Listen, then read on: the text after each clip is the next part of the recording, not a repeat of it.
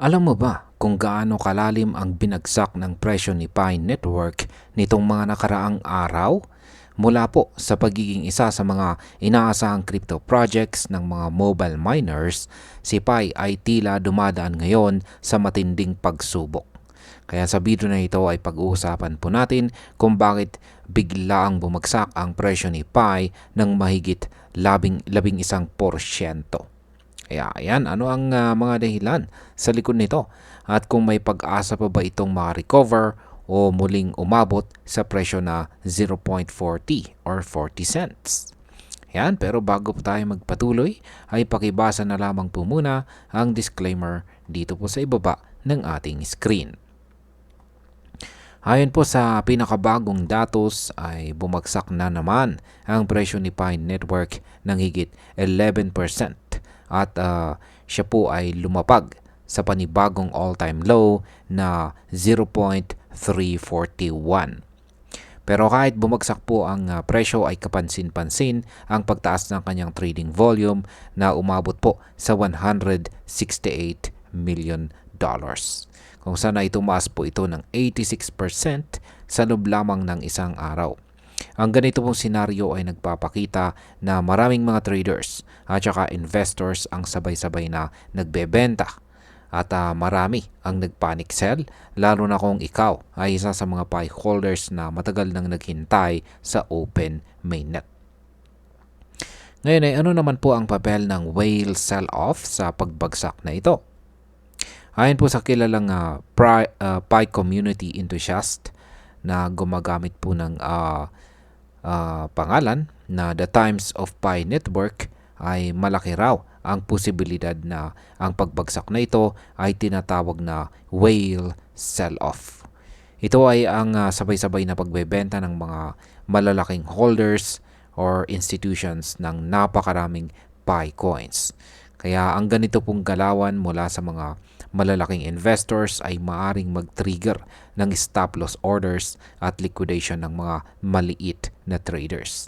Sa madaling salita ay para po itong domino effect kung saan ang isang malaking galaw ay nagsisimula ng panic selling sa buong market. Ngayon, ang sunod po nating katanungan ay ano naman ang epekto nito sa delay ng Binance listing. Ayon po sa parehong analyst ay malaki rin ang epekto ng pagkaantala or delay ng listing ni Pi kay Binance. Sa isa pong survey ng Pi community ay lumabas na 87% ang gustong mailista itong si Pi kay Binance. Ngunit hanggang ngayon ay wala pa ring opisyal na announcement mula kay Binance. Dahil dito ay maraming investors ang nawalan ng kumpiyansa at piniling ibenta na lang ang kanilang mga Pi coins. Ang matagal na paghihintay at kawalan po ng transparency mula sa Pi core team ay isa po sa mga pinakamatinding dahilan kung bakit bumababa ang value ni Pi. Ngayon ay sunod po nating katanungan ay ano naman ang kinalaman ng token unlock sa presyo. Kung iisipin po natin na tapos na ang pagsubok, teka lang muna. Ayon po sa datos mula sa PiScan ay may naka-schedule po na token unlocks sa loob ng susunod na 30 days. Mahigit 160 million Pi tokens ang i-release na tinatayang nagkakahalaga ng $56.78 million. Ang pinakamalaking unlock ay naka-schedule po sa August 8 at saka August 16. Sa bawat petsa ay 8.3 million Pi coins ang papakawalan. Ang ganitong dami ng supply ay maaring lalong magpabagsak sa presyo ni Pi kung wala pong sapat na demand na sasalo rito. Ngayon ay gaano pong kalaking problema naman ang centralization dito kay Pi Network? Isa rin po sa mga pinunto ng mga kritiko ay ang centralized system ng Pi Network. Sa kasalukuyan ay nasa kamay lamang ng iilang users ang malaking bahagi ng kabuuang Pi coins. Dahil dito ay may posibilidad po ng price manipulation o kontrolado ang takbo ng presyo sa market.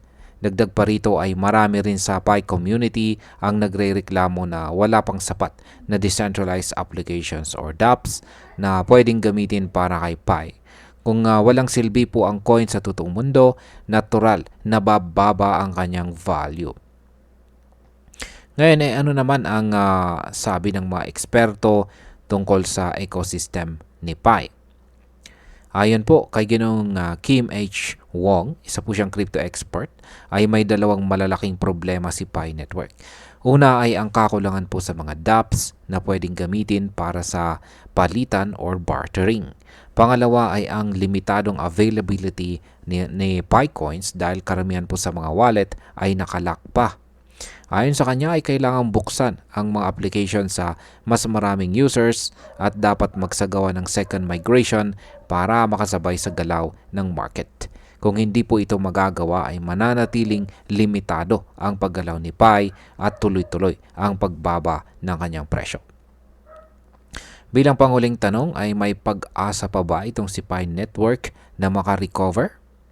Kahit ganito ang sitwasyon, ay may mga eksperto pa rin na nananatiling positibo para sa kinabukasan ni Pi Network. Ayon sa kanila ay may tatlong senaryo kung saan posibleng umangat muli ang presyo ni Pi. Una ay kung tuluyan na itong maililista kay Binance. Pangalawa ay kung magkakaroon po ng malaking token burn upang mabawasan ang supply.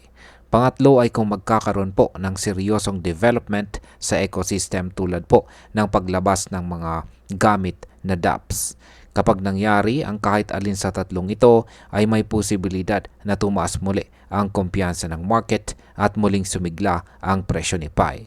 Posibleng abutin muli ang target price na 0.40 kung susuportahan ito ng sapat na volume at saka demand. At ayan, para po sa atin bilang mga Pinoy crypto enthusiast na bahagi ng Pi community ay ito ay isang mahalagang paalala. Una sa lahat ay hindi dapat tayo umaasa lamang sa hype or community loyalty. Dapat po nating bantayan ang fundamentals ng isang project. Kung wala pong malinaw na use case, kung centralized ang system, at kung walang updates mula sa Pi Core team, ay delikado po ang ating investment. Kailangan po natin ng sapat na impormasyon at risk management lalo na sa mga bagong projects tulad ni Pi. Huwag po tayong basta sumabay sa hype at maging mapanuri sa mga galaw ng market. At bilang panghuli, para sa akin ay may potensyal pa rin naman itong si Pi Network. Pero hindi po sapat ang potensyal kung walang konkretong aksyon mula sa development team.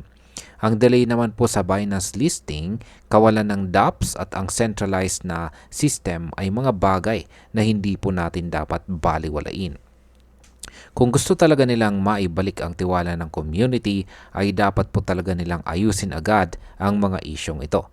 Transparent communication, mabilis na development updates, at pagpapalawak ng ecosystem ang mga susi para muling bumangon itong si Pi. Hanggat hindi po ito nangyayari ay magpapatuloy po ang pagbaba ng presyo at manganganib ang tiwala ng mga supporters. Kaya kung isa ka po sa mga may hawak ng Pi, ngayon ang tamang panahon para maging mapanuri at responsable sa iyong crypto journey. At ayan, hanggang dito na lamang po tayo sa video na ito mga ka-crypto. Marami pong salamat sa panonood. Ingat po tayo lagi at God bless po sa ating lahat.